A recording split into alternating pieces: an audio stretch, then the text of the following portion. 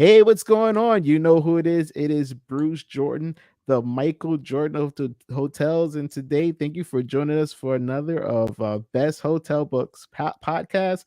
We have Mandy in the house, the author, Sales Tales. What's going on, Mandy? Hey, Bruce. Thanks for having me. It's so good to see you. Same here, same here. Listen, I know you've been hustling and bustling over there. But if you can, how did you get started in this business? Tell us, give us the details. Oh boy. That's a juicy story with so many plot twists along the way. But I there's two rounds of this. I would Mhm, say I first started in the hospitality business when I was 12 years old. And I worked at a banquet and conference center and on in Ohio, in Cleveland, Ohio. And on Saturday nights, I was the hostess. And remember those signs that had the black the felt on the black back, and then it had the white letters that you had to put in there. Like my fingers would hurt from putting the letters in there of I the remember names, those. right? The names of the brides and the grooms. And so Yeah. I made the signs. I was a hostess on Saturday, and then on Sundays I would come in, and this was 40,000 square feet of event space, 8 banquet rooms. I would vacuum the whole place, and then I would wash dishes. So that was my first, I would say, hospitality job where I got the itch. But in the real job, the real hotel job, how I got started is I made a New Year's resolution. I won a free trip to Ireland in Mhm. 1999. It was a radio station giveaway. And I didn't win. Actually, it was my roommate that won, and she took me as her traveling companion. And it was this all expenses paid trip to Dublin, Ireland. The host was Miller Genuine Draft. It was like a true radio station promo. And they flew 180 Americans, 500 Europeans to this concert, and they called it the blind date concert, Oh, wow. where they don't tell you who it is. And they marketed it all through Ireland as big band, small venue, big mystery. They dropped the curtains. It was Smashing Pumpkins. It was spectacular. And I thought, okay, I got to make a New Year's resolution that matters because like this was it. And so my New Year's resolution was that by the time I was 25, I was 24 at the time, that I would apply to jobs to get out of Ohio. And I started applying to hotel jobs. And I had never worked at a hotel before then. I was a marketing manager of that same banquet and conference center that I was back when I was 12. Fast forward like 12 years later, I was working there as a marketing person, but I had never worked for a hotel and I was interested. I was obsessed. Like once a hotel opens, it never closes. I was fascinated.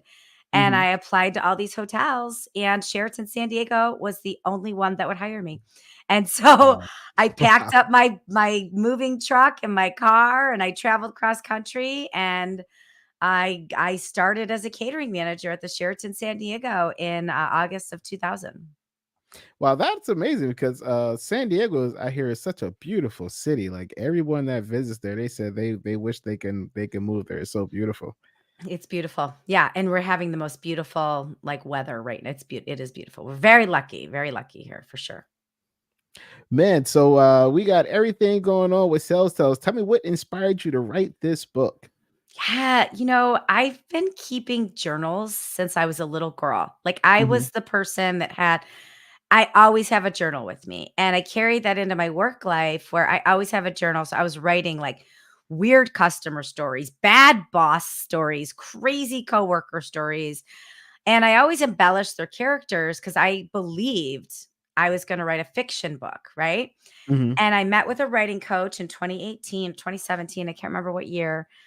And she said, okay, you're not, she totally burst my bubble. She's like, you're not a fiction writer. And I was like, what?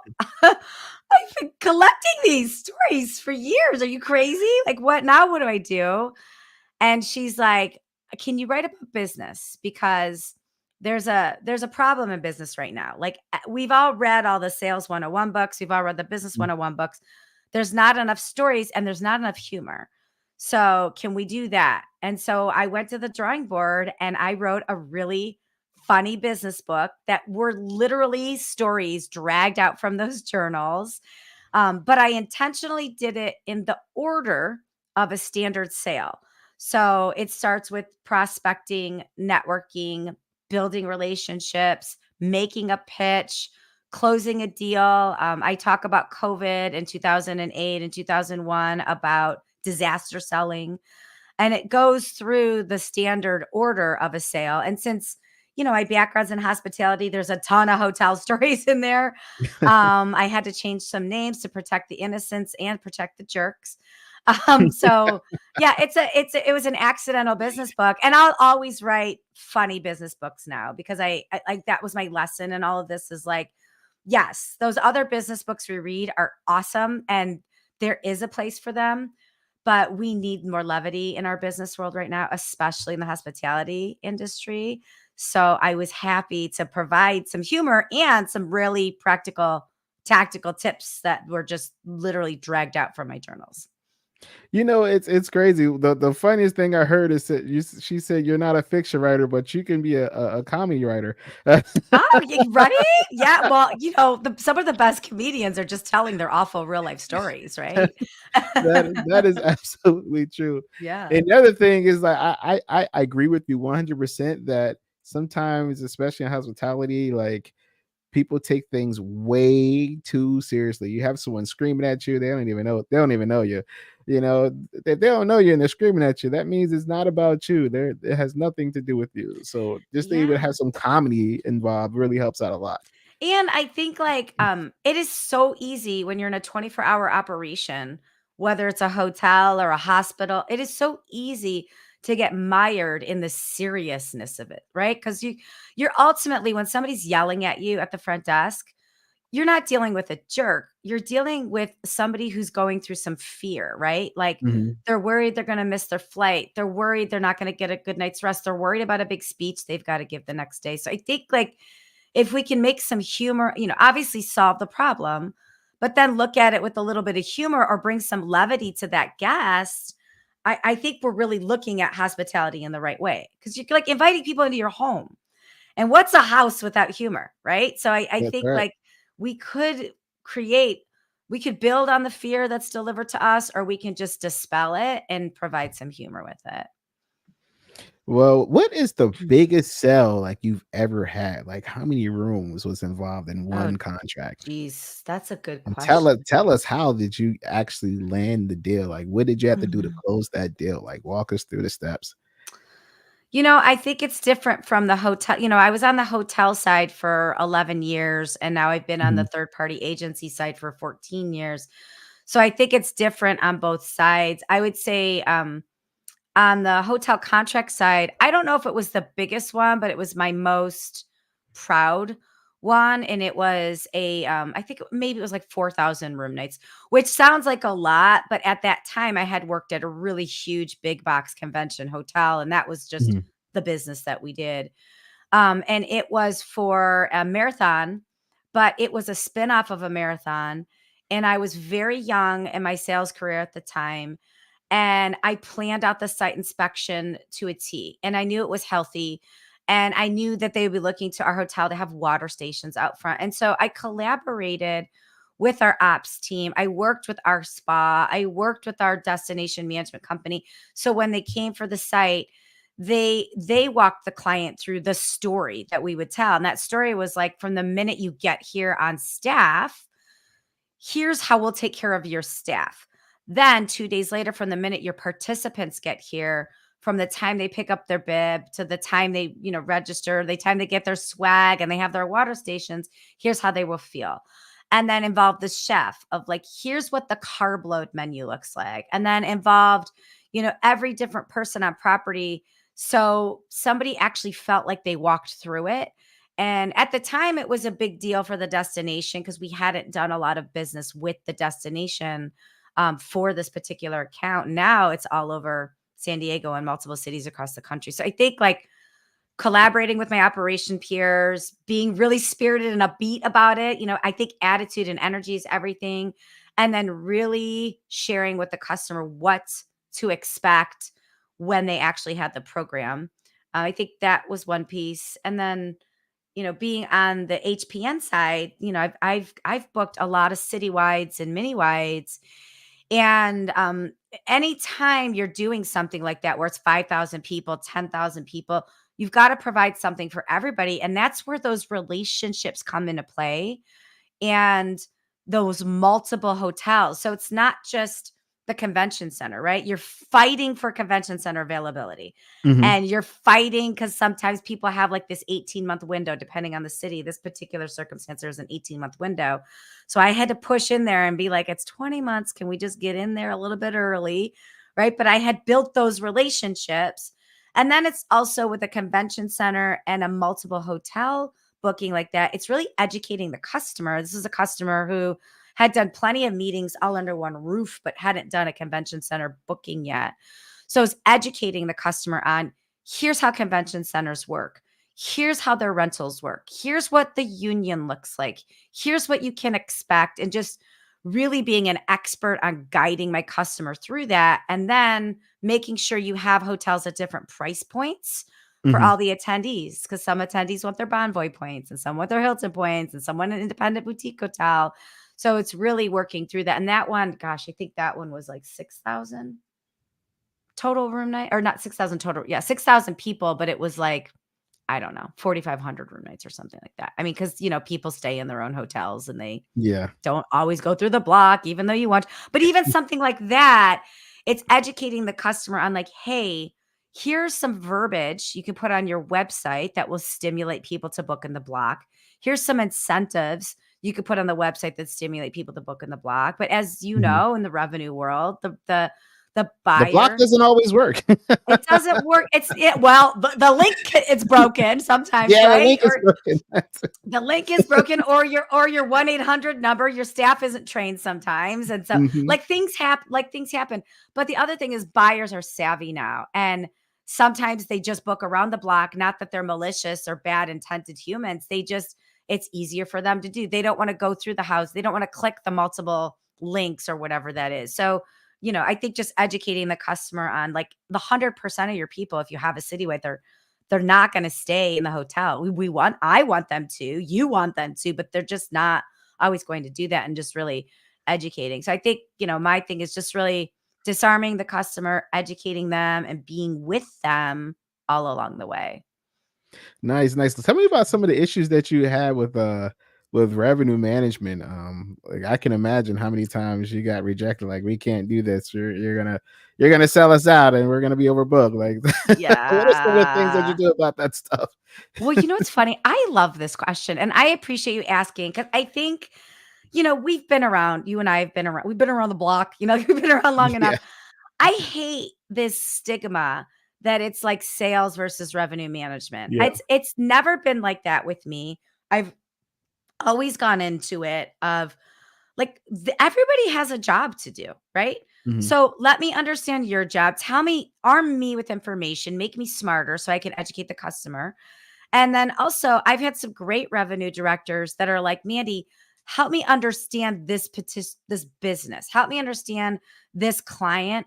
That hasn't always happened. I've worked with mhm, some jerks too, as we all have, and I'm sure revenue people have worked with some sales jerks. But I think like the issues that exist between the two is just a lack of understanding of each other, and an unwillingness to have a little empathy and understanding for the other person's job. Like, I learned early on, when I would get rejected for something, it was because I didn't provide enough information. mhm, So as soon as I started coming to the table with information, and when I say information, I mean historical data, right? Like, what's our pickup this time last year? What are we looking at next year? Does the day of the week fall differently for this? And can we take a little bit of a risk? And what is the propensity to pay? If we don't like the rate, how can we make it up in food and beverage? Like, coming to the table with 3 or 4 backup options. So it's not just like, no, it's like, okay, cool. You don't like that. What if we did this? Okay, you don't like that. What if we did this? I'm always like really an advocate for salespeople. Like, put your boxing gloves on and bring the revenue people something they can better understand. Now, that was a long time ago. mhm. Now, with AI generated revenue, a lot of times salespeople don't have the opportunity to make their pitch. They don't have the opportunity to explain. And I do think, as a buyer now, I think that's a real difficult thing. And I think AI is awesome. I think automation is awesome. but I do think there still needs to be a beautiful blend between the human element and the automation, because you are missing out on some great customers by not working through that. I just think let's just try and understand each other. Let's understand what's relevant and then come prepared to those meetings and build your case. I couldn't agree more. I use AI as a guide. I don't let AI finalize any decisions. And the Yeah. reason why, because I use a lot of those revenue management programs, and most of the time, I'll probably say 50% of the time they're off because Yeah. they can't forecast um irregular demand. Mhm. They can only forecast the demand that they see. They can only forecast the rates that they see, and a lot of times their rates is a little bit understated for me. Mhm. So those are just things that they just can't catch, no matter how much information you put in the system. And if you put in a bunch of information in the system, you put in so much that you just might as well do it yourself. So Right? Right? Yeah. You're like, "I know this. I've circled this cul-de-sac. I know what to do there." Yeah, and I also think, like, I think there's something that's happened in the sales world, especially in hotel sales, where either we're not training our salespeople well enough, we don't have time to train it, or the salesperson doesn't know their ability to invest in themselves and their own training. Is like, knowledge is power. And when you really understand how yield management really works from a Mhm, hospitality standpoint, as a salesperson, just do yourself a favor and try and understand that, because then you're developing a great relationship, but you're also being super powerful to your customers. Like, I don't know any customer that's like, hey, I don't want to understand how a hotel works, right? Most mhm. people don't understand how a hotel works, but if you explain it to them, they do. But I feel a lot of salespeople right now don't understand how a hotel operates or works or is profitable. And I don't think that's their bad. I think, like, no one's explained the value of understanding, or they don't have time to, or they're new to the industry and they're just overwhelmed with all this other information. And they're like, I'll get to that later. And 10 years are in and they still don't know how to, they don't understand how a hotel works, kind of thing. That is correct. That is correct. And I think the other part of the coin is accounting because, sales tend to bump heads with accounting more than probably revenue management. So what are Yeah. some of the issues that you had with accounting and how did you solve it? I mean, with my personal accountant, that's a whole other story. But but we'll just stick with hotel Hotel accounting. account. Yeah, hotel accounting. That's another department that I always made best friends with, because Mhm, they're collecting the money that you have worked so hard to put into the hotel.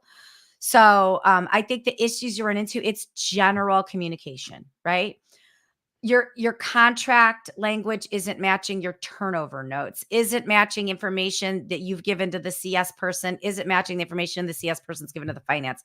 That's 4 adventures right there where there's an opportunity for a mess up.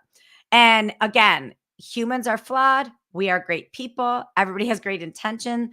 But I think if you're not keeping an eye on that adventure along the way, something can go awry. So I I really think not knowing the accounting systems, like, being like, hey, director of finance, walk me through this. Like, mhm, how do you do a credit application? Like, mhm, who do you use? What do you ask? What numbers are you looking for? Because, like, to me, what I run into as a buyer from an accounting standpoint is the hotel won't do a credit check for 90 days till 90 days out, right? But then the credit agency may not get back to them for 30 days out. And by the time that trickles to the finance person, to the CS person, they're getting it to the customer like 6 days out. I'm like, by the way, we checked your credit. You owe 300,000 more dollars. Do it tomorrow. And now it's a meeting planner within 2 weeks. They're in crunch time and they don't have time to request an urgent $300,000 check from their accounting. It's not that they don't have it. It's just from a processing standpoint, they just don't mhm, have the bandwidth to do it. So I really think, like, again, as a salesperson, sit with your director of finance, understand how they work, understand their timelines. I think a lot of finance departments now, especially in hotels, are very short staffed. mhm, So find out, like, what are your pressure points and where can I help? Not do your job, but what information can I provide? Is it something you add to the contract? Is it a conversation we have with the customer when they're at the short list? Like I have some customers where the deposit schedule and cash flow is really important. So I will ask that when we're down to 3 final hotels, I'll ask for this particular customer, I'll ask, what's your deposit schedule? When is this due? When is this due? Because there are certain customers that just they can't do it. And if they can't do it, that hotel's off the grid, right? So I think just understand. I think on my side as a meeting planner, understanding everything, and then I think on the hotel side, just salespeople just connecting with the finance people to understand. Because like it's communication, right? Mhm. It's last minute shuffles. It's, oh, oopsie, I didn't know that. Or if you're a salesperson, you're doing your expense report and you're over, you may not understand that your budget was baked like 10 months ago and Yes, your right. finance people are paying the bills based on your budget. Now, yeah, maybe you've added an extra day because you can see 10 more customers, or they may not know that. So just communicating that and just really understanding how different important things work. Wow, wow, that was pretty good. That was pretty good. Tell me about bonuses. Like, how do you believe bonuses should be structured based off of performance versus the way they're actually doing it back when you was doing hotel?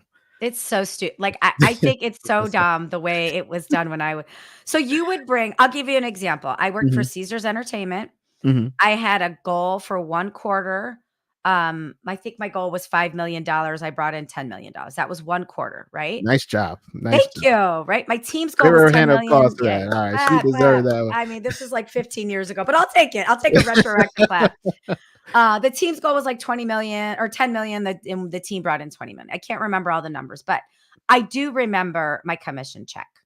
Mhm. And it was a check for $3,700. And I What? remember, and that was just for the quarter. And again, Caesars is a great brand. They are a great company. They're very well run. They have some of the best salespeople in the world. Las Vegas has some of the best salespeople in the world. I don't think this is a function of Caesars. I think this is a function of hotels in Mhm. general, the commission. Like I think if you're looking at the amount of money the sales teams and the CS teams through their upselling and the sales teams are bringing in, and I don't know if it should just be sales and CS. I almost feel like it should be a commission team approach, right? Like you bring something in, you hit some of these numbers, like let's go group by group and figure out what that commission is. Is it a pay for performance, or maybe you give a salesperson the opportunity? You might have a young, hungry salesperson who's a great saver. Give them an opportunity for a lower salary and a higher commission if they want. Yeah. I think if they want, I think it's that choice. I think traditionally, hotel salespeople get these great salaries and they get lower commission. But they forget they're getting a great salary. And most sales, I interact, I do sales coaching for sales in all different sales industries. Mhm. So, I think hotel salespeople are one of the highest base salary paid, lowest commission, but other people in different industries are making way more money because they're higher commission. And I think that's a very personal thing. Like, not everybody can be 100% commission. They just don't, that's just not in their DNA. But for those that are, let's reward them and pay them for performance. So I do think something's broken in the way hotels pay salary and pay commission, but I don't blame anybody because it's been the way it's been. I mean, I've been at this 25 years. I haven't seen it done any differently in 25 years. Have you? Have you seen it done any No, differently? not at Yeah. all. Which is why my next question you can answer honestly now.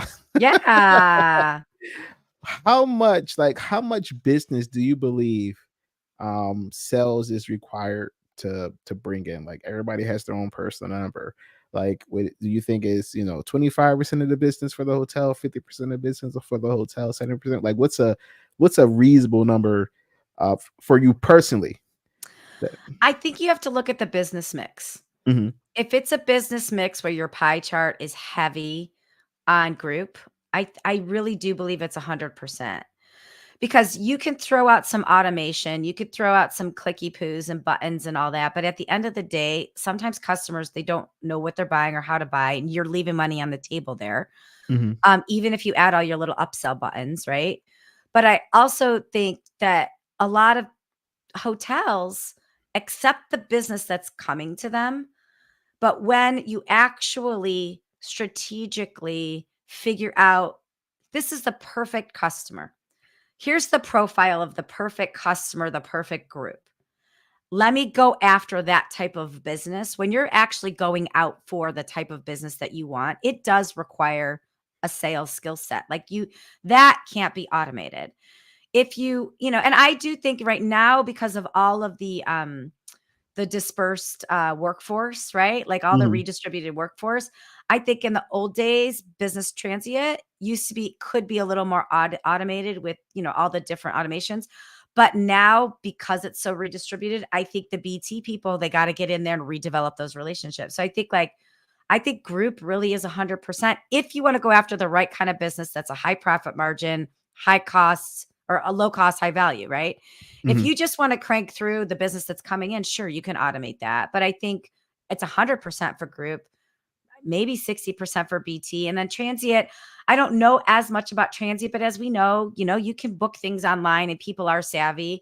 So, like the wholesaler and the leisure market, super, super important. That relationship for long term stuff is important.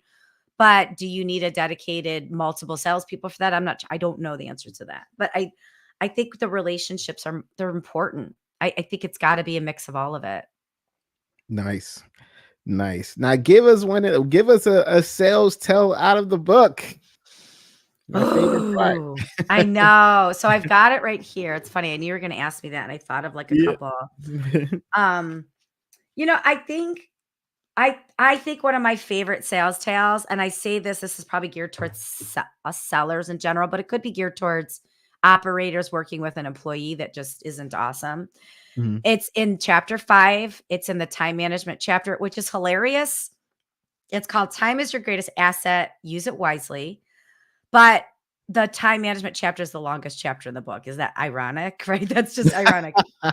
I didn't plan it that way. I just had a lot to say about time management. But I think firing customers, like letting yourself know when you've got to release toxic people or toxic business relationships. And once you release that and you look back and you're like, wow, I now have more space to better manage my team, or I now have more space to be a better servant to some of my existing customers in my portfolio. And I think that's another thing we do. We operate out of fear. Like we're like so worried that that same group isn't going to be here every single year that we Mhm. just take them. But every year that group gets worse and worse, or the contact gets worse and worse, or they're not evolving with the times with how they're making reservations or whatever that is, that you look back and you're like, man, I should have nipped this in the bud 6 years ago. Now we're at this 10 years and the hotel's suffering. So I really think just knowing when to release yourself from toxic situations, toxic people, toxic business partners. And I think that goes for GMs. You've got a vendor that was brought in for whatever reason many years ago. You haven't done an audit of it in a long time.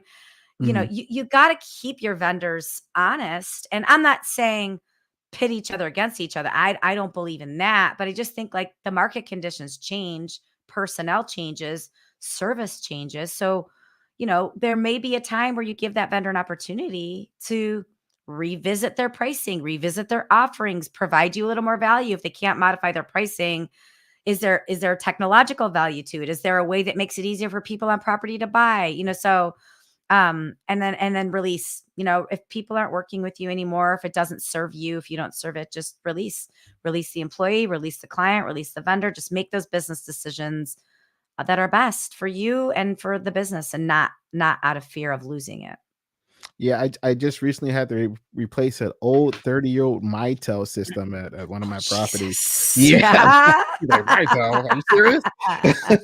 And I was taking bids and, I was getting these crazy bids. And I'm like, I can understand this was 30 years ago, but most of this stuff is cloud-based. There's not a whole lot going on. The telephones, you're using the same old switches that are there. So there's no Right. way this should cost 20, 30, $40,000. And I end up getting it for like $2,400 by the time I finished taking bids. Good So for you. yeah. But how many of your peers are just re-upping Mhm. because they're just supposed to re-up, right? And that's reminds me of like two things in a hotel, like the resort fee. like people are the resort fee people are charging right now. You get here's the value I've seen. It's and I'm not and this is jokes. Like I'm not considering this valuable. I'm saying some hotels are charging $50 for a resort fee Mhm. and you get phone calls in the room. Who uses the phone? You get a newspaper delivered to your door. Who does that? And you get parking. How many convention travelers park, right? So, like, to me, I don't mind paying a resort fee if there's value to it. Like, give me a food Mhm. and beverage credit, give me a boarding pass printing, give me comp internet in the guest room and in my meeting space. Let's look at what the modern day amenities are, the modern day value, and charge what you want to charge, but include those. I think we don't revisit it. The same with a no walk clause in a contract. It cracks me up in a no walk clause in a contract where it still says the general manager will call you and personally apologize. Like nobody cares. The GM doesn't have to call. And the general manager will send you a personal handwritten letter. Nobody cares. Just get them in a room, get them in a decent room that's of equal or greater value that's within a close distance. Oh, the other relocation clause, they will allow you to make 2 personal phone calls. I've got a cell phone, bro. That's Like, I right. don't need that. Yeah. So I think, like, these are things we just do over and over. We're not re-looking at, like, let's have a reload clause. Yeah. But what value can we put in there? Resort fee, fine. What value? And if you as a property can't determine that value, reduce it, remove it, give your salespeople the opportunity to add it on as an option. Yeah. But when you're charging $50 for parking nobody's going to use and in a phone call inside the room that nobody's going to use, you just like you can't in good faith make that like a value add that you're giving to your customers. You know what's crazy is that most of the hotels that actually charge resort fees are the ones that they never renovate. Like they had the same box they had for like Yeah. 20, 30 years. Like, what am I paying this fee for? What am I paying this fee for? And customers now are savvy. Like I think before people would be like, okay, I get it. It's the cost of doing business. And now they're like, we're not in our guest room at all. We're in the meeting space. We're out Mhm. and about. We don't get any value in it. And so I appreciate when customers challenge it. But I also like, I don't mind paying a resort fee as long as there's value to it. Like I love the resorts that give you the beach chair access. They give you things with it and you're like, okay. And let's say they give me a $5 Starbucks coupon, right? I'm going to spend more than $5, but because you gave me $5, I'm going to Starbucks instead of walking out the door to go Mhm. to a coffee shop down the street. Like it could end up being profitable for the hotel if they include things in there that make sense. Absolutely. And they can get that from they could barter with other local businesses so to bring Totally. some business into them. So yeah, that makes perfect sense. Totally. Well, listen, this is our time. Tell everybody where they can get the book. So you can get my book wherever you find books. So it's on Amazon. It was a best selling in all 5 categories on Amazon. You can get it on Barnes and Noble, Walmart, wherever you buy your books. And I've got an audio book too. So if you listen through Apple or Audible or however you listen to your books, you can do that. And you can go to my website too for if you want a signed copy. You can go to mandigraziano.com and get my book through the website too. And it's I always tell people if you've been in the hospitality industry, number one, you might know some of the characters in the story. If you don't know the characters, you probably have been in at least like 60 to 70% of these situations. So you'll feel like we're like kindred spirits at the end of it. Nice, nice. Tell everybody how they can get into contact with you because I know you do coaching. Yes, I'm so available. So you can email me at coach@mandigraziano.com. And my coaching is super fun. My sales coaching, I coach one-on-one sales teams. And we do a lot of great work, fun with follow up, how to stay on customers' radar, how to be more memorable in the marketplace. Trade show season, I have a really fun networking in the new world and behind the screen, which I think is super important. And then I got a great time management hack thing that I just created a couple months ago because people were asking me for it. Mhm. So it's funny. I specialize in sales, but like I was just giving a speech a couple weeks ago, and it was all hotel operators, HR people, and salespeople, and they all got a couple nuggets out of it. So I like to say I'll stay in my sales lane, but I think we're all selling all the time, and we all need to get comfortable with that and help be a little more comfortable with the sales no matter what department you're in. So, whatever you have, whatever your needs are from a coaching perspective, I'm happy to look at it. And if I can help you, I'd love to. And if I can't, I've got a lot of friends that do a bunch of different things that I'm happy to refer you to. Yeah, I feel like everybody needs to be selling. That's I that's the agree. that's the number one thing. And the fact that it's an audiobook means they have no excuses. Right? And my audiobook, because I love audiobooks, but how many times are you listening while you're walking the dog or you're on a Mhm. long drive Or in the and you gym. at the gym and you forget the nuggets. So on my audiobook, I actually timestamp the nuggets, and on my website, you can actually go to the website, click on resources, and all of the resources I mentioned in the audiobook are downloadable from my website. That way you don't have to like worry about stopping and putting a note in your phone or whatever. I made it easy on the website for you. Nice, And they're nice. free. Those are free resources. See, she has all the bases covered. Yeah. I am so passionate about our industry.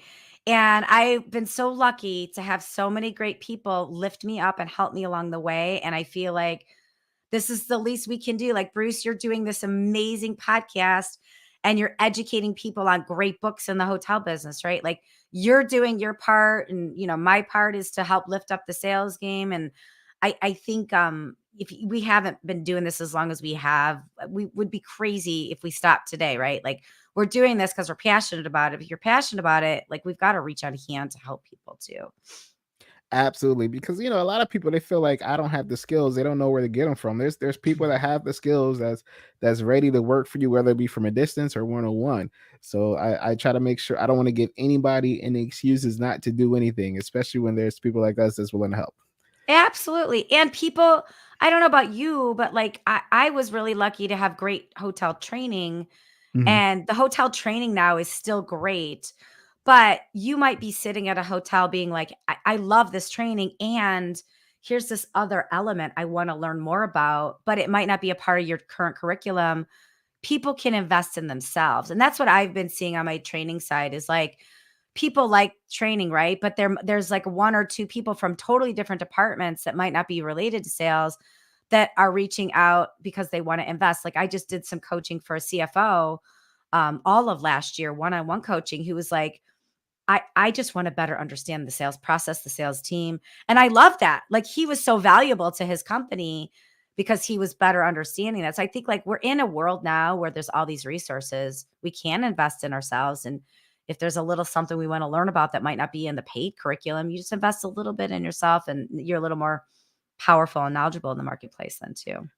I don't know who that CFO is, but he is a genius. Genius, total genius. Yes. It's a confidential client, but I it was one of my favorite things to do because I learned a lot about the CFO. I learned a lot about the finance process that I didn't know, but he was curious, and I think that would be like my parting words for your audience is like, stay curious, use curiosity as a superpower, ask questions. No question is dumb. Like, this CFO had been doing this for years and he was asking me questions, saying like, oh gosh, this is probably a dumb question. I'm like, you so many people doing your job should have asked this question a long time ago. So yes, ask and like remove that ego piece and keep that humility and be like, I don't know about this. I'm gonna ask some questions and stay curious. Absolutely, absolutely. That is fantastic. The reason why I do these podcasts and write books and do my videos is because I was once that person. You know what I mean? Where when Yeah. I started out as a clerk, an accounting clerk, doing accounts payables, and if I just increase 1% at a time, that 1% in our industry can be hundreds of thousands of I'm dollars. with you. Yes, yes. And So increase your knowledge. Like, I think the Gen Zers right now who I adore, I do so much training with them. They want to move up. They want to grow. But if you invest in yourself and then grow your knowledge by 1%, you're going to race past any competitor your age and maybe some of the Gen Y or millennials, who may not invest in themselves. I mean, I think every generation's investing in themselves, but I know Gen Zers for sure, they want to grow, they want to go quick, and they want knowledge. And like you said, if you increase your knowledge 1%, you're going to grow a lot faster. You're going to get to where you want to go a lot faster. Absolutely, Yeah. absolutely. Well, Mhm. Mandy, thank you so much for being on our show. We Thank really you for appreciate you. Got having some really good stories, some me. juicy stories in here. We're gonna get a lot of reels out of this one. Good. Good, good, good. I'm glad. I'm glad. And please make sure you come back on if you're gonna make it out to Charlotte or High Tech. Let me know, and I'll probably meet you out there. I would love that. And if you ever make it to San Diego, let me know. I'd love to see you. Or if you're going to industry shows or anything, you never know when our paths might cross. I'd love to see you in person. For sure, for sure. This is Bruce Jordan at MJF Hotel signing out. That was that was really